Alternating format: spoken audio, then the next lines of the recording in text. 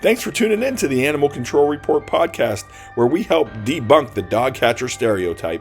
A lot of times people think it's the dog catcher when they hear about animal control officers, but here on the Animal Control Report, we change that by taking you inside the day-to-day operations of animal control officers. Not only will you hear stories of animal control officers, but you'll hear from industry experts as well. We are also part of the Keep It Humane podcast network. We have some amazing partners there, so check them out at keepithumane.com/podcast network. You can listen to all the animal control and animal welfare related podcasts there. And let's continue to help people help animals. Oh, look at that. Welcome to the Animal Control Report with your hosts, Ashley Bishop. And I'm Daniel Ettinger. Did you know we are part of the Keep It Humane podcast network?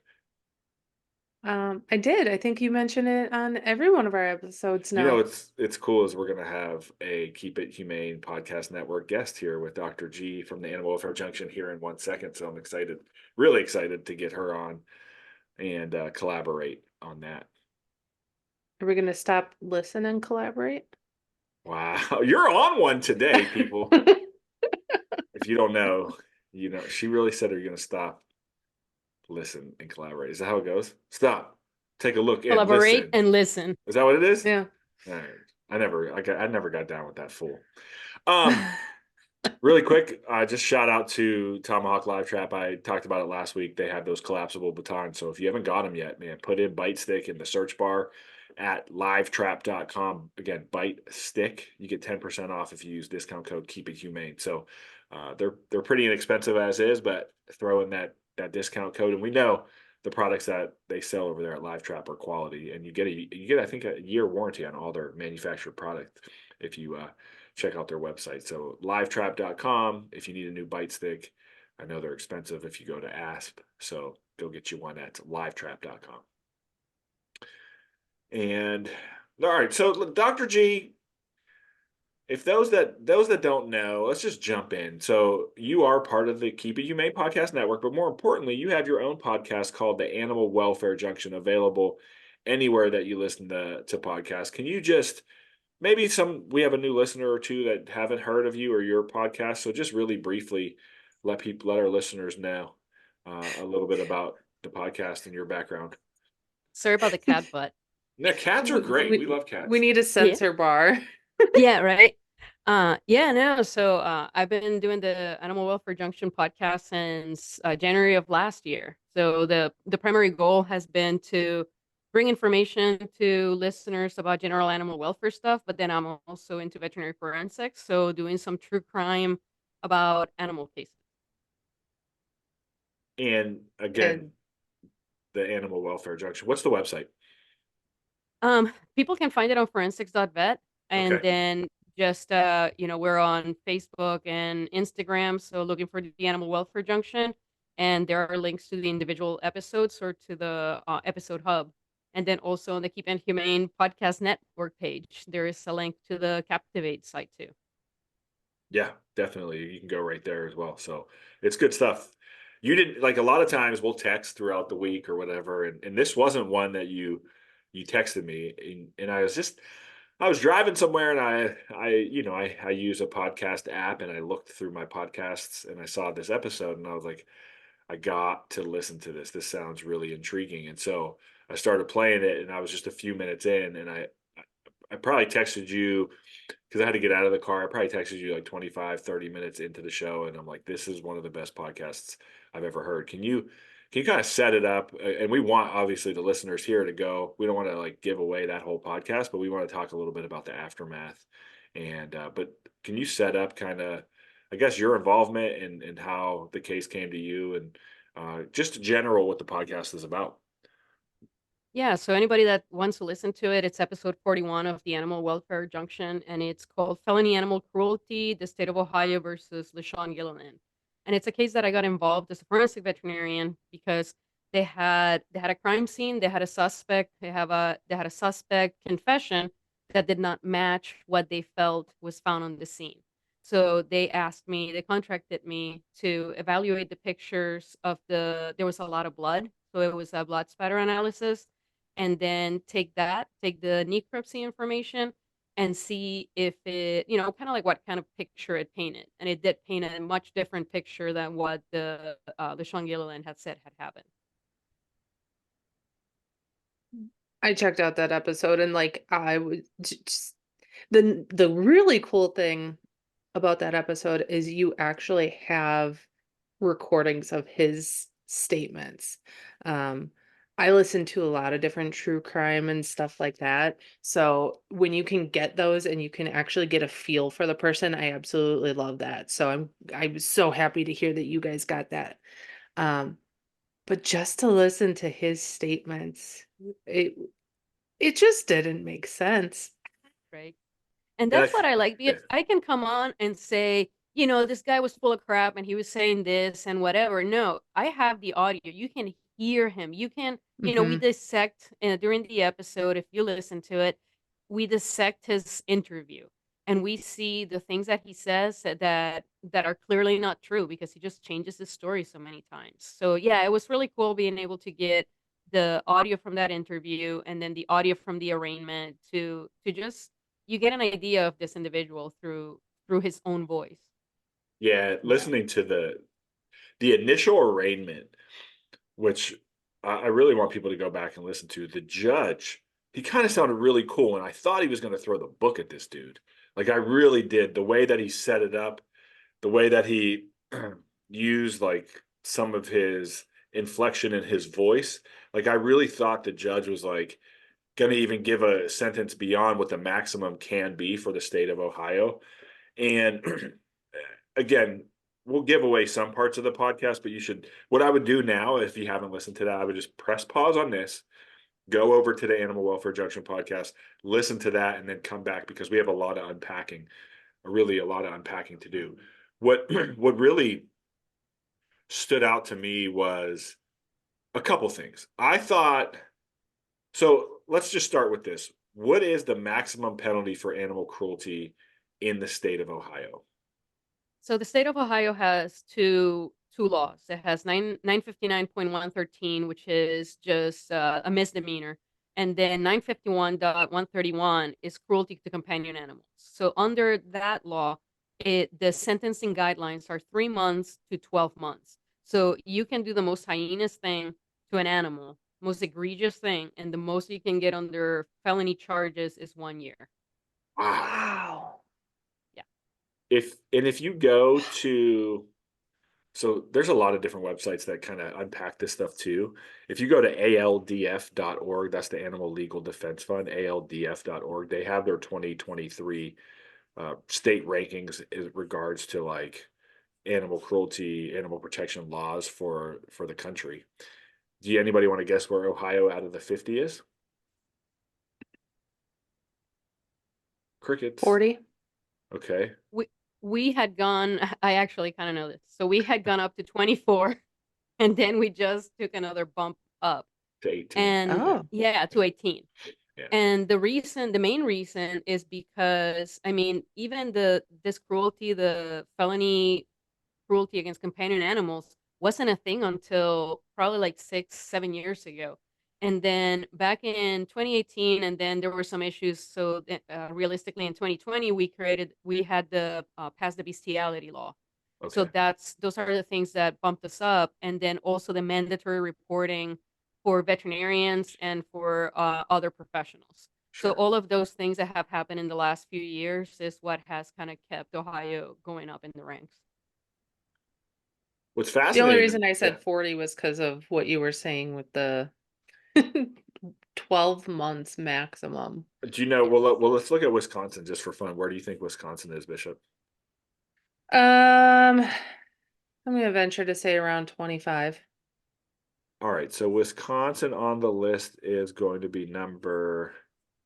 I don't even know if you made the list. I have to find it. Is Wisconsin even a state here? I think they're a We're state. back to the boogie. 29. Hey, it 29. wasn't that far off. One thing that's cool. Do you know your state laws, Bishop, for Wisconsin? Like what the maximum penalty for animal cruelty is? Um, it's a class felony for mistreating an animal if it leads to mutilation, dismemberment, or death. Okay. But I don't know what that actually means. I think it's 3 years. 5. Okay. I'm just looking up on a PDF document that has all this information. Okay, so we go back to that. Okay, this is as you listen to the podcast and hear all the things that were done to this dog. By no way should it have just been 1 year in jail, right? Like that is one of the lightest sentences for animal cruelty. The way that this happened was there. Before we even do that, the PACT Act, the Preventing Animal Cruelty and Torture Act, that was signed into federal, I don't even know what you would call that, signed into law in 2019, November of Mhm. 2019. Again, Preventing Animal Cruelty and Torture Act is more for like, Internet crimes. yeah, Yeah, like yeah, crush videos. thank you. Mm-hmm. Mhm. But gosh, I mean, I just wonder if you could have tried to get this guy under that, even though I don't know how you would be able to articulate it met that criteria under the federal law. So from what I understand is that you have to cross state lines or you have to be on like on the internet or something like that. So he killed his dog. He did it in private. He did it with the state of Ohio. So it's just a state crime. But Okay. had he recorded himself killing this dog and then he sells the video to other people, that's when those federal laws kick in. Yeah. Well, that's just stupid. Do you Yes. know what state, Yeah. speaking of stupid, neither of you will get, I wouldn't get this, so I doubt either of you will get this. What state has the longest prison sentence for felony animal cruelty? Texas? Maine. No. It's Alabama, folks. They got a 10-year imprisonment. What? It's a Class C felony, punishable with a fine up to $5,000 and imprisonment up to 10 years. So, Really? Where yeah. do they land on the list overall? On the ALDS Yeah. list. Well, Alabama's 49th out of 50, but Mooney's not happy with that, as you can hear in the Because you background. can't prosecute them down there for it. I You guess. can, I mean, you got to be able to prosecute it before you can actually worry about the length of time that they're going to be in jail. Do you find, was there any lessons learned from this investigation? Anything that really stood out that you'll apply to? That's my dog, if you can't hear him. Anything Mine's that, barking in the background. Dr. G, that you would apply in the next investigation that you do? I mean, I really liked everything about this investigation because in my opinion, everything was done really, really well. And you can always tweak some things and improve some things, but overall, everything was done great. You know, like so the dog warden got to the place, took pictures, did interviews.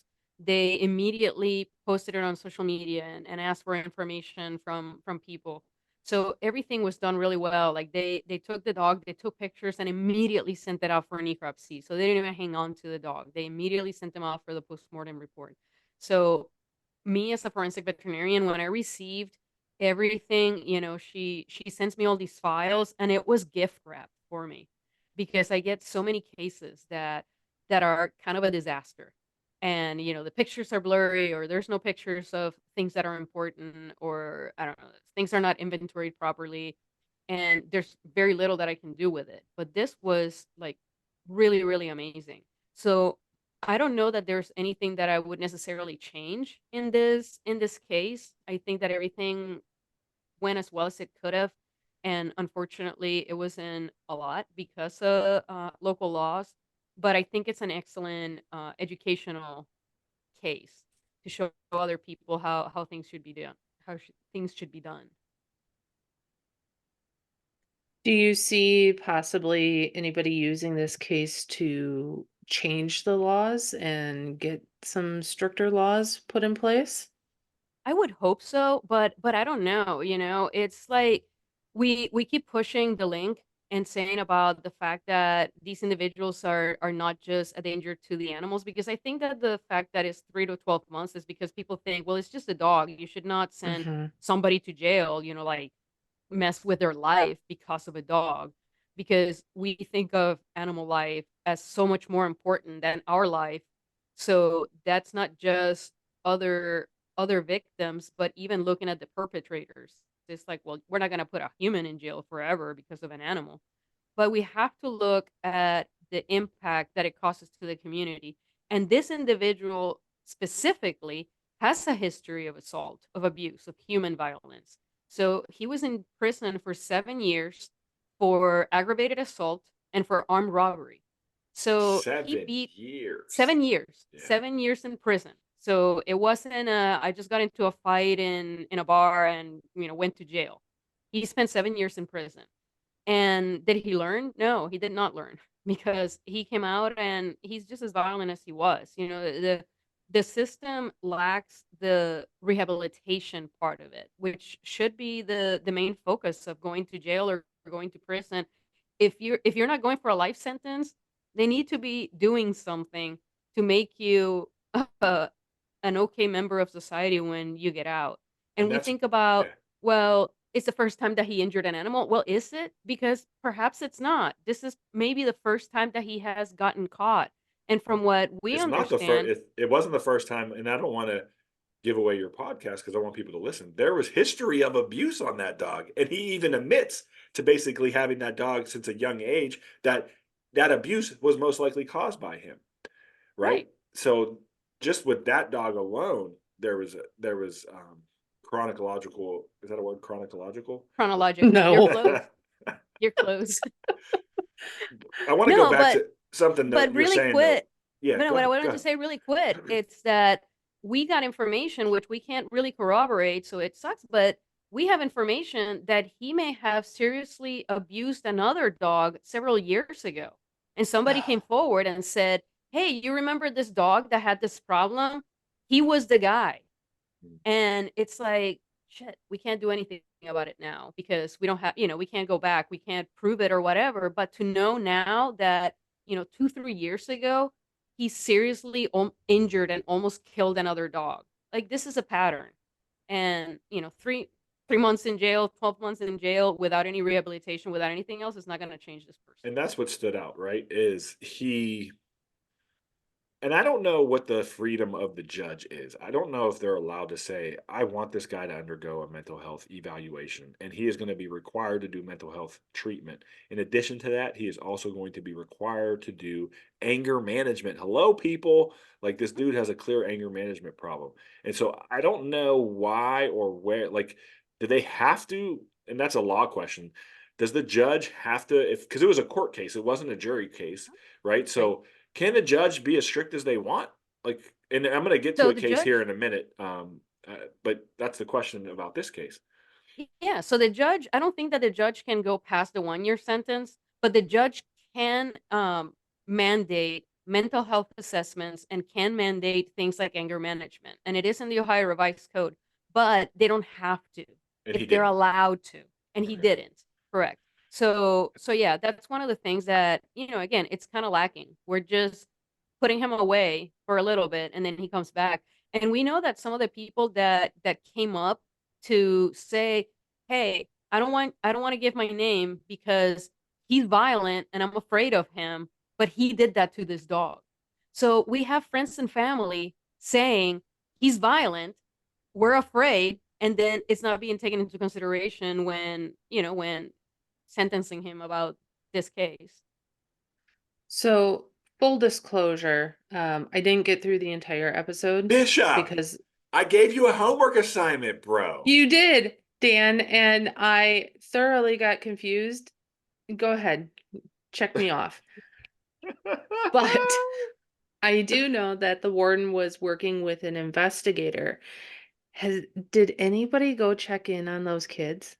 Great question. So I'm not sure, and it was an investigator for the prosecutor, and it was just to go in and do the initial interview and that kind of stuff. So I Okay. don't know that they have gone to the house. I don't know that they have interviewed the kid's mom and the child is a baby. So yeah, no, I Okay. don't Yeah. know. So And they can't interview him. I'm personally concerned about Yeah. the women in the house, the kid. There's Yeah. another dog in the house. So that was said, and like it's so hard to not give away all of this, but we're giving you bits and pieces. We're giving you nuggets here, so please go check it out. The warden said, and this is something that I've been really studying, trying to do as much research as I can, um, about behavior of animals in the home when there's abuse, whether it's abuse to other people or abuse to the animals.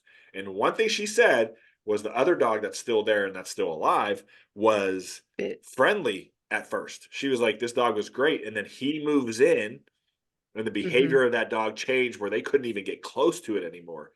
And I guarantee you, like, no one, like, I don't think, maybe there's like a 1% chance here. But somebody that like hits a dog or abuses a dog, it's not their first time ever putting hands on a dog Well, or it has to any. be their first time sometime. Yeah, but that's probably when they were like 8, True. right? Well, and I think it escalates, right? Like you don't go from hitting something. How do I say? Your first violence against an animal is probably not going to be grabbing a rock and bashing a dog. It's going to Yeah. be a kick, a throw, something that Choke. it's bad. Yeah. Yeah, exactly. Something that is bad, but you're kind of like easing into it. You're kind of like figuring out your boundaries. So somebody that quickly and that easily can kill a dog. Yeah, it's not their first time injuring an animal. Well, for our listeners, and if they want to do any research or they just get bored and they want to drive to Sandusky, Ohio, this guy's name is Leshawn Gilleland, Gilleland, Sandusky, Ohio. He's probably in the county jail. Just saying, if anybody's out there that's like, 1 year, that's all he got. Three Hey, I months, that's all he got. How many months? 3 months. Oh, wait, He he got the didn't even get a minimum. year? What? I missed that? He didn't even get, oh yeah, you missed that. No, he got 3 months. He didn't even Oh get the my year. God. And Yeah, when no, I say that, like, oh my, that is absolutely, there's no way the judge believed his story. That story was, and that's something I don't want to talk about because I want them to listen. But like that story is so y- fabricated, so asinine, so bullshit. Like, why did he only give him? I want to. Do you have that judge's name? You don't have to say it on the air, but I need to email him.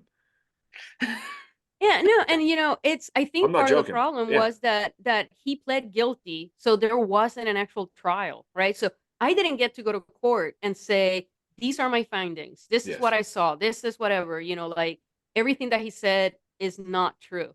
So I didn't get the opportunity to do that. So that was the importance of and in the episode 41, I read the victim impact statement, Yes. Yeah. which they asked me to write a victim impact statement on behalf of the dog. And that was a big deal because animals are not seen as victims, right? So mhm. they're just seen as property. So the fact that the judge allowed a victim impact statement, now they didn't read it out loud, he read it in chambers, but at least it's something.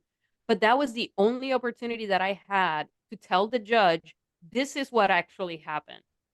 So, Hmm. for better or for worse, I think that if there had actually been a trial, that well, I'm hopeful that if there had been a trial, then it would have been more. It should have been more. It Hmm. it blows I my mean, mind that it's not more. And I just but I think that goes to the fact that we need more education Hmm. for our lawmakers and the people upholding those laws because they don't understand and know the link. Hmm. Like I think it comes back to that link and in knowing what his past had been. Now, obviously, you can't double jeopardy. You can't, hold that against him per you can se, though during but you sentencing you can. can at sentencing Yeah. absolutely.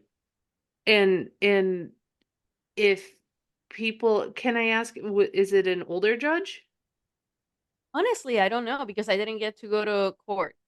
Okay. So From I'd his be voice, he interested. sounds very mature, but he doesn't. I really don't know. I don't know. Catch Dan on a good day, and he might sound maybe. Never Mature. mind. I'm not even gonna finish that. Well, thank you very much for the compliment there, Ashley Bishop. Stop trying. But I think it comes down to that education of knowing that link. Like I have been harping on that at my department a lot lately and in trying to get people to understand like, hey, when you have these cases, call me in so I can check on the animals and things like that because it's huge. It is huge. Okay, what is the longest sentence for anybody for animal cruelty in the United States of America? 10 years, isn't it?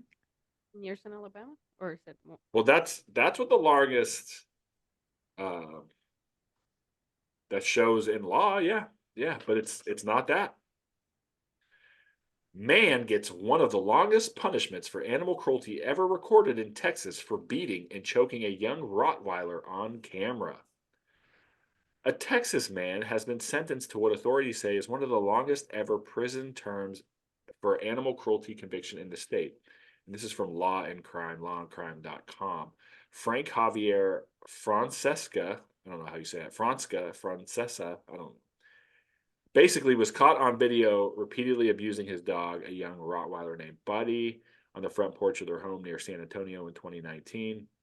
He was sentenced to 25 years on June Wow. on June 10th, 2022. Now, I'm not going to read this whole article because we all know I can't read, but I will say that he did have a history of crime, a history of felony crimes, and I think that went into the 25-year prison sentence. But I mean, it's there, right? Like the So maybe case that's why law I is was there. thinking when you asked about the longest, and I thought it was Texas. It's probably because of that. Because I know that in Texas there have been cases not just of that, but even bestiality and that kind of stuff that Texas has given longer terms. But with that guy, I wonder if it's not just because of Texas law, but it's because again he recorded it. So if you record it and The, you the publish pack, it, It then got it becomes sense. yeah, a yeah. federal. Yeah, it becomes a Yep. federal case. Well, that's Well, that's and I wonder too, is there other things tacked on with it and not just the animal cruelty? Mhm. it's Yeah, like interesting. Yeah, telecommunication fraud and or crimes and that kind of stuff. Yeah. yeah. It could be. It could be.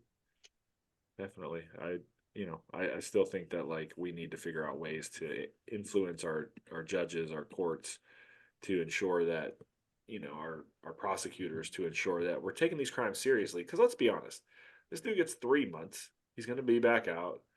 He's going to get either into a fight with somebody that calls him out for killing this dog, right? Because he talks about some of his friendships that he had, but probably no longer has. And so somebody's going to see him at the grocery store or at a bar. He seems like he goes to the club. He's just all about that life.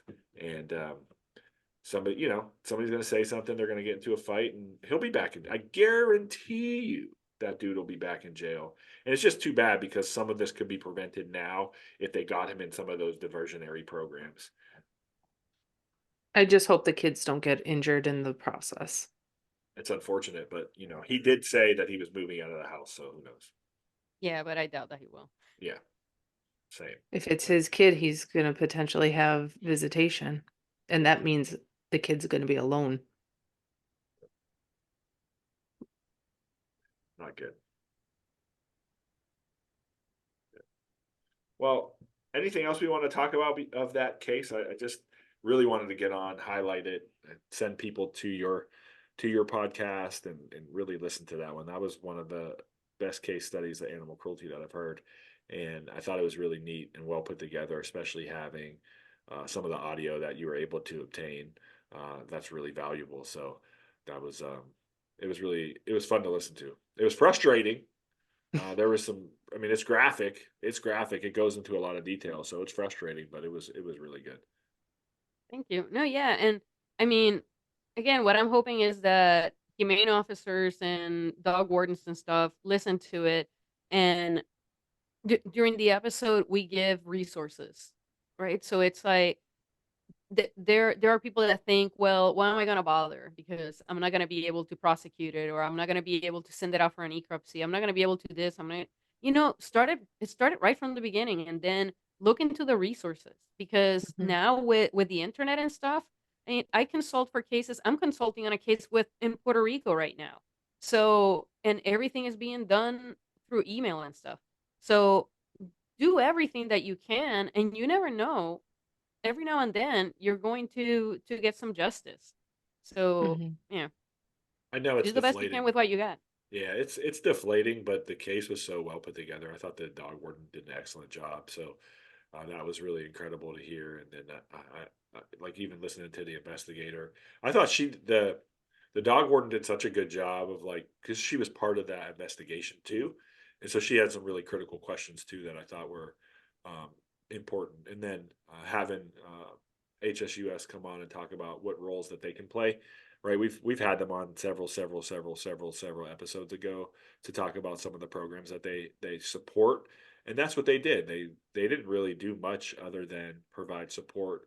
I think they helped fund the necropsy, if I'm not mistaken, and those things that are really important. So there are ways out there, and I'm not joking. Like offline, if you don't mind texting me that judge's name, because I am going to reach out. I and it's not going to be in a way that's going to be rude. Like it's just going to be like, hey, I know about this case. I do this type of work. I'm just curious. Like what are your like thoughts on What's this, the this, thought and this? process? Yeah, like just to ask and understand. Or are you aware that this stuff is related to other crimes, and it shows with his history? And I had a judge. Excuse me. I got a cold going on here. I had a judge. Excuse me. I had a judge. This was a great case. This was a case of the link. It was absolutely the link. We could do a case study on this at some point if we wanted to. But basically, what ended up happening is it ended up going a city ticket. So it was not a misdemeanor. It was a city infraction that could carry up to $999 in fines and 300 days in jail. Okay, that's Mooney, by the way. He agrees with the jail. Uh, so anyway, the judge, well, the DA for the city at the time, he was just, I don't know, he wasn't like if you've ever dealt with certain DAs, they're just go go go go go go go. Like they don't pause, they don't take a second to just like think things through. And so he like arrogantly says to the judge, "We want 300 days in jail for this crime." I'm like looking around, like who are we? I never we you and I never talked about that. I don't know why this is we. And the judge put that dude in his place real quick. He was like, wait a second. He was like, this guy, 300 days in jail for this guy? He was like, that's easy. 300 days in jail is easy. I'm not putting that guy in jail for 300 days. Here's what I'm going to do. I'm going to make this hard on him. He was like, I'm going to impose 150 days in jail, but I'm going to suspend those if he does the following.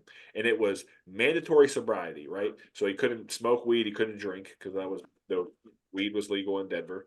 And then he said mental health evaluation, mental health treatment, right? Then he said anger management, I already said monitor sobriety. And then he said no contact with the victim, meaning the dog. No Hmm. contact with the dog. He put a PRA protection. What is that? RF. What's a protection order? Protection order. On the dog. So the guy couldn't have any contact with the dog. And it was strict enforcement. Like he could not violate the probation. If he did, he would then impose the fines. There was like over $600 in fines, and then he would have put him in jail for the 150 days. But he knew that jail would be easy. He knew that he would have access to his food, he would have access to his homies in jail, he would have access to whatever it may be. And he was like, "Nah, I'm not doing that. I'm going to make this hard. We're going to try to do some sort of diversion plan," and it worked. To my knowledge, I don't think he ever reoffended in that regard during those 2 years. Yeah, I Nice. think that mental health evaluations and that kind of stuff should be mandatory for any case of animal cruelty, just because normal people, mentally healthy people, don't abuse animals. So something has to be wrong, right, for somebody to abuse an animal. Same as somebody abusing a child or anything, and even domestic violence. Like something's not quite right. So there has to be some kind of rehabilitation, some kind of therapy, something to get these people ready to come back to society. Because if not, like we mentioned before, it's just gonna happen all over again. It really is, and it's too bad. It's too bad, but the more that we advocate, I think the more that will get done. Yeah, so no, I want to give a shout out to Kelly Pocock because that was the dog warden in this investigation, and she is amazing. I worked one other case with her several years ago of a dog that died from somebody. It was starved on purpose, and easy case as far as being able to work it. Like she just did everything right. That case, even worse. We did everything, and then the prosecutor decided not to press charges because Mm. the perpetrators already had other felony charges for other stuff, so they didn't want to mess with the dog stuff. Ugh, So yeah, I've had one like that too, and yeah, it's That's a good shout infuriating. out, though. I thought she did an excellent job. Yeah. Just the way that she like really documented the whole case, like, and maybe we can break it down at another time too, because there was so much detail that she paid attention to that was so amazing. I was really impressed with her just take on it. So shout out Kelly, right? yes, Yes. Shout out Kelly. Good job. yes, yep. And then shout out to my friends at HSUS. I mean, they provide so much stuff, and most of the stuff that I do with them is going into like these big animal cruelty cases and hoarding cases and that kind of stuff. We go on scene, but they do so much more behind the scenes. Like in this case, they help pay for the necropsy. They hooked her up with me so that I could get the consults and the blood spatter analysis and all of that stuff. So they're a great resource. And there are other resources like University of Florida, their veterinary forensics department. They will help Hmm. with processing information, processing insect information. Again, there are no excuses. And There didn't the are ALDF help as well? The Animal Legal yeah, Defense Fund. so yeah, so it's kind of funny timing because I am currently doing a master's in animal law, and I am taking a class that it's about crimes against animals, and my professor is David Rosengard from the Animal Legal Defense Fund. Wow. So I Nice. sent him an email and I said, "Hey, I need to write this victim impact statement. Can you help me out?" So he met with me and helped me speak the best that I could on behalf of this dog. So yeah, so it was really good timing to be taking this class. I don't think I'm getting credit for it. If Professor Rosengard is listening, a few extra points For the victim hurt. impact statement, you should get credit. That should Yeah, be your yeah, right. thesis. Yeah, it should be some extra credit, extra points. So But wait, are you going to but be no, able to do a forensic veterinary exam and then be your own representative lawyer in the court? so not really because I'm not going to law school. Okay. Like I'm not going to be a lawyer, right? So I'm Okay. doing a master's of study in animal law. Okay. So it's the same as I have a master's in forensic psychology, but I'm not a psychologist. I just study psychology to study human behavior and in my case, as it relates to animal crimes. We should write a book, or you should write a book. You probably are way more qualified to write a book than Don't me. let him anywhere near the computer to My type hey, anything. my book will have little stick figures you can color in there. It'll have some crossword puzzles. Sheesh. Can you Well, spell the words correctly to get the crossword puzzle going? whatever. Um, at the end of the day, I was so excited about this episode that what we did for our listeners to understand is I reached out to Dr. G and said, "Hey, can you do a impromptu recording? Like we normally plan out. We bumped a lot of people in some aspects to get this in, and it'll air as recent as it can, like a week after yours, just so people can go back and listen to that, just so it's timely. Because I think what we do here on the Animal Control Report and what you do on the Animal Welfare Junction, we all kind of have our little niches in that regard, but we need to support each other, and I just really wanted to make sure that if our listeners weren't listening, this is a great episode to go check out. So episode 41, um, Leshawn Gilleland, Mhm. Gilliland, Gilliland. Again, he's Gilliland. in Sandusky. If anybody wants to take a visit, just let me know.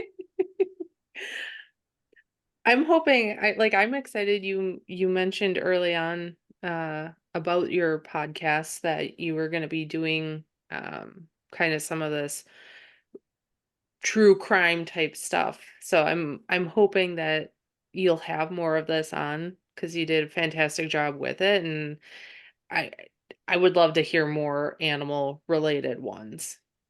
Thank you. Yeah, and that's what I'm hoping. And I'm working right now on 3 other cases, and I'm just like constantly like the local DAs. They probably have me on like do not disturb because I'm like, hey, what's up? Hey, when is this going to court? Hey, what's going on? What's happening? Like the prosecutors are like, yeah, we're working on it. It's like, no, you're not working on it fast enough. Let's get this on. Like, let's Right? get moving, Right? right? Like, I got other stuff to do. So yeah, I have a couple of cases that I'm hoping to get closed up so that I can get some more of these episodes because people need to again hear about what's happening and see what can be done. And then in some cases, it was kind of like a shit result as far as he did not get a lot, but as far as the law goes in Ohio, he was sentenced within the guidelines of sentencing in Ohio. So it's crap, but he has a felony animal cruelty on his record. So it's a win. And, It is a I'll win. tag it Yeah. as a win. It is. I get that. I respect that. It just I wish it was worse for him, and it will be. The universe has its way. So cool. Well, Bishop, any final thoughts before we wrap it up? Wrap it up. I Wrap it don't in. think Let me begin. Actually, that's not how it goes either. But since we were doing rap quotes in the beginning, no, I don't think so. I think we've covered it. I think everybody's done a fantastic job and keep okay. at it. One thing I forgot to mention: send us any awesome ACO stories that you want. It's now second week of March by the time this is aired, and that's about a month away from Animal Control Officer Appreciation Week. So we're just trying to gather some of that stuff to make sure that your stuff gets highlighted all week. So please send anything you have to the podcast. You can find us on the Facebook page. Facebook is the Animal Control Report. The Instagram is the Animal Control Report. Facebook was down today, by the way, for a little bit. The world went into a panic. It's funny to watch that. And send us that stuff. You can find us emails on the website, keepinghumane.com. And as we always like to say here on the show, our new 2024 version is let's continue to help people help Help animals. animals Help and keep, animals. and keep it humane.